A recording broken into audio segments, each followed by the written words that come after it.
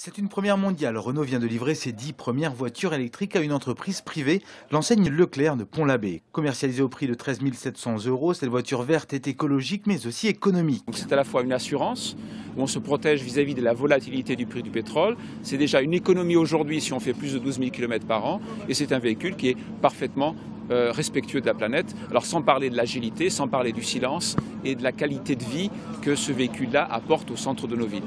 Aux côtés de Leclerc, Renault s'est lancé dans un projet de mobilité durable. Les deux groupes vont tisser des liens étroits et développer le maillage de bornes électriques en France. Leclerc se propose d'être pionnier, de lancer le mouvement, parce qu'il faut qu'il y ait un maillage au moins de 10-15 000 bornes électriques en France pour lancer le marché de la voiture électrique. Le deuxième plus gros distributeur de carburant en France après Total s'appelle Leclerc et amorce un virage électrique, mais tout cela a un coût.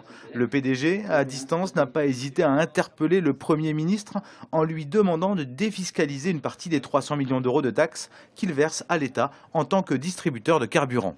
Je propose que l'équipement des bornes électriques, à la fois les bornes de charge rapide et les bornes de charge longue, puissent, comme les travaux effectués chez les particuliers ou dans les entreprises, bénéficier de ce régime fiscal qui ferait que ce ne serait pas un coût pour l'État, ce serait une moindre taxe pour ceux qui s'équipent, mais ça permettrait d'avoir des bornes partout. Avec ses 10 véhicules et l'installation de bornes électriques, l'enseigne Pont-l'Abbé a investi plus de 233 000 € en 2 ans.